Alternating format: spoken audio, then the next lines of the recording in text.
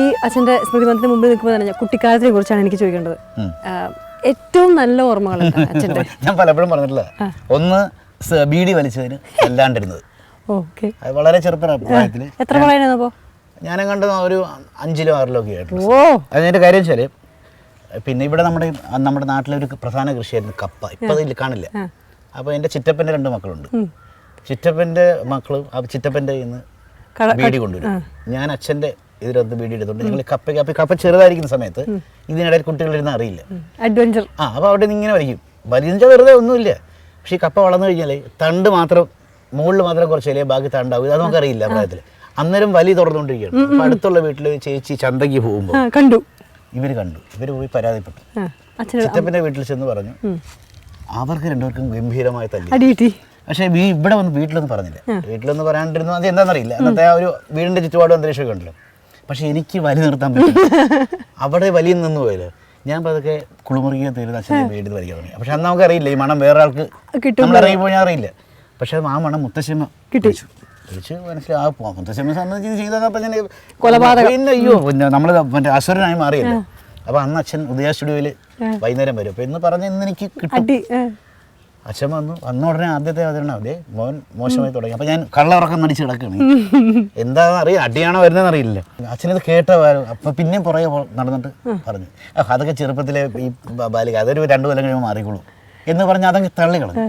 പക്ഷെ അതേ അച്ഛൻ തന്നെ നുണ പറഞ്ഞതിന് അടിച്ചിട്ടുണ്ട്. ഒരു തല്ല് വന്നു. ആ കാലത്ത് കവിതയൊക്കെ എഴുതിയിരുന്നോ? ഞാൻ ഒരു നമുക്ക് മരുന്ന് തരുന്ന കണിയാരെന്നാ പറയുന്നത്. കണിയാർക്ക് വേണ്ടി എന്തോ ഒരു 4 വരി എഴുതിയിട്ടുണ്ട്. എനിക്ക് ഓർമ്മയൊന്നുമില്ല അന്ന് എഴുതിയിരുന്നത്. അല്ലാണ്ട് എനിക്ക് ഇങ്ങനെ ചിന്ത, ഞാൻ ഒന്നാമത് ഇങ്ങനെ ഒരു ചിന്ത പോലും എനിക്കില്ല. അച്ഛനില്ലാത്തതിനൊരു ആ ഒരു മിസ്സിംഗ് ഉണ്ടോ? നമുക്ക് ഇപ്പോൾ ആരെ വേണമെങ്കിലും അമ്മയെന്ന് വിളിക്കാം, ഏത് സുഹൃത്തിൻ്റെ ഇല്ലേ. പക്ഷെ അതേപോലെ വേറെ ആൾക്ക് ഒരു അച്ഛന്ന് വിളിക്കാൻ പറ്റും. ഒരാളേ ഉള്ളൂ ലോകത്ത്. അതാണ് അതിൻ്റെ മൂല്യം. അങ്ങനെ എഴുതി തുടങ്ങാൻ ആ ഒരു എൻ്റെ പൊന്നു തമ്പുരാൻ അതെങ്ങനെ സംഭവിച്ചു? ജോലി കിട്ടിയ കാര്യം ഞാൻ പറഞ്ഞു. ജോലി കിട്ടി, ശമ്പളം എണ്ണുമ്പോൾ മിച്ചം ഒത്തിരി സന്തോഷം. ഇനി എങ്ങനെ ജീവിച്ചാൽ മതി എന്ന് ആലോചിക്കുമ്പോൾ കൽപ്പറ്റയിൽ പ്രകാശ് കോളേരി എന്നൊരു എഴുത്തുകാരനുണ്ട്. അദ്ദേഹം ഒരു ദിവസം യാദൃശ്യമായിട്ട് വീട്ടിൽ വന്നിട്ട് ഇങ്ങനെ ഒരു സിനിമയ്ക്ക് പാട്ട് എഴുതുന്നുണ്ട്. ഞാനപ്പോൾ ഇത് ആലോചിക്കാത്തൊരു കാര്യമാണ്. ഈ പിന്നെ സ്കൂളിൽ പോകാണ്ട് പരീക്ഷ എന്ന് പറയുന്ന അവസ്ഥയില്ല. ഇന്ന് അതുപോലെ ഇതായിരുന്നു. എനിക്ക് ഭയമായിരുന്നു. ഞാൻ അയ്യോ എന്നെ കൊണ്ട് സാധിക്കുന്നൊന്നുമില്ല, അല്ലാതെ പറ്റും കഥയൊക്കെ പറഞ്ഞു. അപ്പോൾ എനിക്കുള്ള പ്രശ്നം വെച്ചാൽ ജോലിയാണ്. തിരുവനന്തപുരത്ത് പോകണം. ദേവരായ മാഷാണ് സംഗീതം എന്ന് പറഞ്ഞു. അപ്പോൾ ഒരു ആഗ്രഹം ഉണ്ടാവുമല്ലോ. സിറ്റുവേഷൻ പറഞ്ഞതനുസരിച്ച് ജോലി സമയത്ത് അപ്പം നൈറ്റ് ഷിഫ്റ്റാണ് ഞാൻ.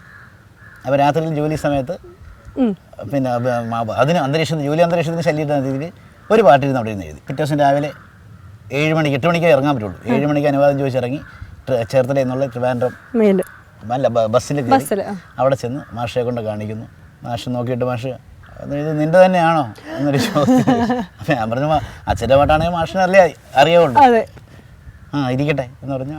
അങ്ങനെ അവിടെ വെച്ചു. ഞാൻ തിരിച്ച് പോരുകയും ചെയ്തു. പിന്നെ ചെല്ലുന്നത് റെക്കോർഡിംഗ് അല്ല, കമ്പോസിങ് സമയത്ത് ചെല്ലുന്നത് ഏൽപ്പിച്ചിട്ട് കമ്പോസിങ് ഇദ്ദേഹം പാടി കേൾപ്പിച്ചപ്പോൾ എങ്ങനെ ഉണ്ടാകാമെന്ന് ചോദിച്ചു.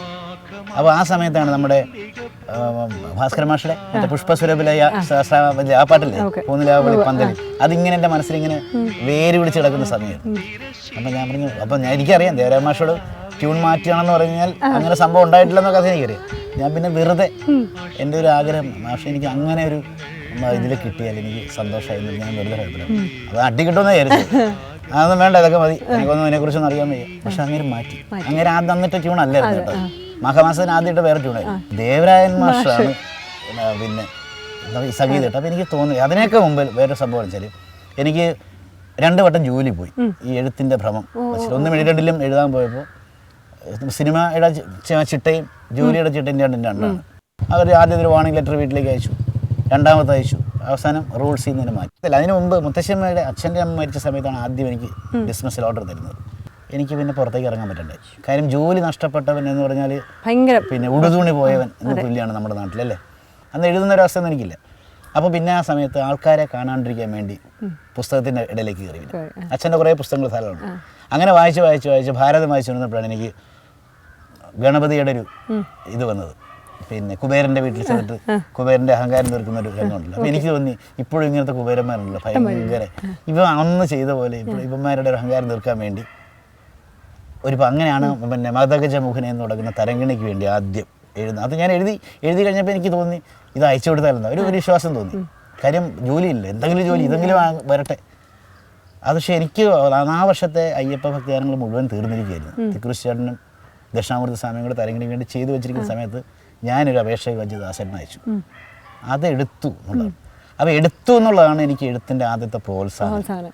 യേശുദാസ് എന്നുള്ള ഏറ്റവും വലിയ ഗായകൻ ഒരു എഴുതി തുടങ്ങി എൻ്റെ ഒരു പാട്ട് പാടാൻ എടുത്തു എന്ന് പറയുമ്പോൾ എനിക്ക് എഴുതാൻ കഴിയുന്നൊരു തോന്നലുണ്ടാകുക. അതങ്ങനെ കഴിഞ്ഞിട്ടാണ് ഈ അനുഭവം ദേവരാജൻ മാഷ്.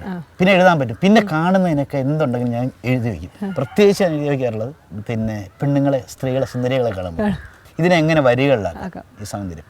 ഇങ്ങനെയാണ് പിന്നെ എൻ്റെ ഹോംവർക്ക് നടന്നുകൊണ്ടിരുന്നത്. അങ്ങനെ നടന്ന പിന്നെ അപ്പോഴാണ് അങ്ങനെ 4 വരി ഓർമ്മയുണ്ടോ? അവനോട് അയ്യോ വേണ്ട, ഒരു പെൺകൊച്ചിന് കൊടുത്തിട്ടുള്ള പിന്നെ പ്രശ്നമൊക്കെ ഞാൻ കല്യാണം കഴിഞ്ഞിരിക്കുന്നു. അല്ല അതല്ല കേട്ടോ, വേണ്ട, ഒത്തിരി ഉണ്ട് കേട്ടോ. അങ്ങനെ എഴുതി വെച്ചിട്ടുണ്ട് 8 വരി, അധികം വലിച്ചു കിട്ടാം. കാര്യം കേൾക്കുന്ന പെൺകുട്ടിക്കാണെങ്കിലും ഒരു ബോർഡേ ഉണ്ടാവരുത് നമ്മൾ എഴുതി കൊടുക്കുന്നത്. പിന്നെ ഞാൻ പറഞ്ഞില്ലേ, പിന്നെ ഹോംവർക്ക് അങ്ങനെയായിരുന്നു, എഴുതാമെന്നുള്ളൊരു തോന്നലൊന്നും. പിന്നെ അവസരത്തിന് വേണ്ടി നമ്മൾ നോക്കുകയല്ലേ, കാണുമ്പോഴല്ല ഇതിനെക്കുറിച്ച് എഴുതി വയ്ക്കുക. എൻ്റെ കൽവിലോ വളരെ പെട്ടെന്ന് എന്നുവെച്ചാൽ അത് അതിനുള്ള ഏറ്റവും പ്രത്യേകത വെച്ചാൽ ലാൽ ജോസിനോട് സിനിമയുടെ കഥയല്ല പറഞ്ഞത്. ക്ലാസ്മേറ്റ്സിന് കഥയൊക്കെ ഞാൻ പറഞ്ഞു, നീ കഥയൊക്കെ പിന്നെ നീ കോളേജിലേക്ക് പോയാൽ മതി പാട്ട് എഴുതുമ്പോൾ, നീ പഠിച്ച ക്യാമ്പസ് ഉണ്ട് അത് ഓർത്താൽ മതി. അതിനകത്ത് എൻ്റെ കൽവ് എഴുതാൻ്റെ ഏറ്റവും പ്രത്യേകത കാര്യം വെച്ചാൽ എൻ്റെ കൂടെ നമ്മുടെ കൃഷ്ണൻ നായർ ആൻഡ് സൺസ് ഇല്ലേ, വാച്ച്, അദ്ദേഹത്തിൻ്റെ മകൻ സജീവ് കെ നായർ ഞങ്ങളുടെ കോളേജിൽ ഞാൻ മറിയൻസ് കോളേജിൽ പഠിച്ചത്. മറിയൻസ് കോളേജിൽ പഠിക്കുമ്പോൾ നമ്മുടെ ഇതുകൊണ്ട് പോലെ യൂത്ത് ഫെസ്റ്റ് വെച്ചിട്ട് യേശുദാസ് വന്ന പാടുകയാണ് എന്നുള്ള തരത്തിലുള്ള ശബ്ദമുള്ള ആളായിരുന്നു ഈ Sajeev K Nair. First pre ഡിഗ്രിക്ക് വന്ന ആളാണ്. പക്ഷെ ഒരു സങ്കടം പറയാൻ സജീവ് മരിച്ചു. ആ സജീവ് അത് പാടിക്കഴിഞ്ഞ് ഇങ്ങനെ പോകുമ്പം സജീവ് ഫസ്റ്റ് പ്രീ ഡിഗ്രിക്കാരനാണ്. അന്ന് സെക്കൻഡ് DC പഠിക്കുന്നത് ഞാൻ ഉൾപ്പെടെ രഹസ്യമായിട്ട് മോഹിച്ചിട്ടുള്ള ഒരു പെണ്ണുണ്ട്. ഞാൻ രഹസ്യമായിട്ട് മോഹിച്ചിട്ടുള്ള അത്ര സുന്ദരിയായ പെണ്ണ്. ഈ കുട്ടീൻ്റെ അടുത്ത് കൊണ്ട് പറഞ്ഞു, പിന്നെ അടുത്ത കോളേജ് ഗാനങ്ങളിൽ വരുമ്പോൾ സജീവിനെ കൊണ്ട് പാരിജാതം തിരുമൊഴി തുറന്നു പാട്ട് പാടിക്കണം. ഞാൻ ചോദിച്ചാൽ എന്താ പാടണം? അല്ല പിന്നെ എഴുന്നേൽക്കൂ സഖി എഴുന്നേൽക്കൂ ഏകാന്ത ജാലകം തുറക്കുമെന്ന് പറയുമ്പോൾ എനിക്കൊന്ന് പതുക്കെ എഴുന്നേൽക്കാനാണ്. അപ്പം ഞാൻ ശരിക്കും പെണ്ണിൻ്റെ മനസ്സിലെ എല്ലാ പെൺമനസ്സിലും ഒരു പ്രണയം കാണും. അത് ആരെ കൃത്യമായിട്ട് സ്പാർക്ക് കൊടുക്കുന്നു അവിടെയാണ് ചെന്ന് കയറുന്നത്, അല്ലേ? അങ്ങനെയാണല്ലോ. അപ്പം ഇതിനകത്ത് തട്ടമിട്ട കുട്ടിയാണ്, ഓർത്തഡോക്സ് കുട്ടിയാണ്. ഇതിൻ്റെ മനസ്സിൽ പിന്നെ പ്രേമത്തിൻ്റെ ഒരു കടല. പക്ഷെ അതെങ്ങനെ അത് 2 കണ്ണിലൂടെ കൊണ്ടുപോകാൻ പറ്റുള്ളൂ. അപ്പോൾ എനിക്ക് ഞാൻ ഓർത്ത ഈ കുട്ടിയുടെ മനസ്സാണ്. സജീവനല്ല ഒന്ന് പാടിക്കഴിഞ്ഞാൽ അറിയാണ്ട് എഴുന്നേൽക്കുക എന്ന് പറയുന്ന ഒരു പെൺമനസ്സിൻ്റെ മനസ്സിൽ എന്തുമാത്രം പ്രണയം തീവ്രമായിട്ടുണ്ട് എന്ന് അന്ന് എനിക്ക് മനസ്സിലായി. ശരിക്കും ആ ഒരു സിറ്റുവേഷനാണ് ഈ ഒരു ഒളിച്ചു വെച്ച പ്രണയത്തിനെ പുറത്തേക്ക് കൊണ്ടുവരാൻ എന്നെ സഹായിച്ചത്. പണ്ടൊക്കെ പാട്ട് എഴുതിയിട്ടാണല്ലോ വീണിടുക. ഇപ്പൊ കേട്ടിട്ടുണ്ട് അത് ആദ്യമേ തന്നെ ട്യൂൺ നിശ്ചയിച്ചിട്ടുണ്ടാവും, പിന്നെയാണ് അങ്ങനെയൊക്കെയുള്ള കോംപ്രമൈസിന് പോകേണ്ടി. കോംപ്രമൈസ് തീർച്ചയായും ഒരു തൊഴിൽ നിലയ്ക്ക് അത് ചെയ്തേ മതിയാവുള്ളൂ. അത് ചെയ്യുന്നുണ്ട്, തീർച്ചയായും ചെയ്യും. എത്ര വട്ടം മാറ്റി ചെയ്യണം എന്ന് പറഞ്ഞാൽ ചെയ്യുകയും ചെയ്യും. ആദ്യമൊക്കെ അതിനൊരു ബുദ്ധിമുട്ടൊക്കെ ഉണ്ടായിരുന്നു. കാര്യം നമുക്ക് മനസ്സിന് ഇഷ്ടപ്പെട്ടൊരു പാട്ട് എഴുതി കൊടുത്തു കഴിയുമ്പോൾ അത് വേണ്ടെന്ന് പറയുമ്പോൾ അതൊരു ദുഃഖമുണ്ടല്ലോ. അത് ആദ്യകാലങ്ങളിലുണ്ടായിരുന്നു. പിന്നീട് ഇത് ഈ ഒരു ശീലമായി. ഇത് കാര്യം എനിക്ക് വേണ്ടിയല്ല ഞാൻ പാട്ട് എഴുതുന്നത്, കേൾക്കുന്ന ആയിരങ്ങൾക്ക് വേണ്ടിയാണ്. അതെ, വയലാർ അല്ലെങ്കിൽ പി ഭാസ്കരൻ, ONV ഈ 3 പേരുടെയും ഗാനങ്ങൾ എടുത്ത് നോക്കുമ്പോൾ ശരത്തന്റെ കണ്ണു കൂടെ ഒന്ന് എങ്ങനെയാ വിലയിരുത്താൻ ഞാൻ പറയില്ല, വിലയിരുത്തലല്ല, പിന്നെ പാട്ട് കേട്ട് തുടങ്ങാൻ എന്നെ പ്രേരിപ്പിച്ച ഭാസ്കര മാഷ.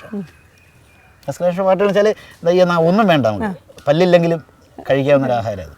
ഇപ്പോൾ അച്ഛനും ഭാസ്കര മാഷോ അദ്ദേഹം കൂടെ വന്ന് നിൽക്കുകയാണെങ്കിൽ ഞാൻ സ്വാഭാവികമായിട്ട് ഓടിച്ചെന്ന് പിടിച്ച് തൂങ്ങുന്നത് അച്ഛൻ്റെ കയ്യിലായിരിക്കും.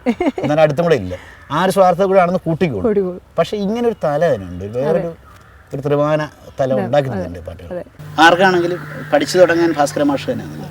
ഭാസ്കര മാഷിലൂടെ പോയി അത് ഹൃദയത്തിൽ വച്ചുകൊണ്ട് ONV വയലാറിൽ എത്താൻ ശ്രമിക്കുക.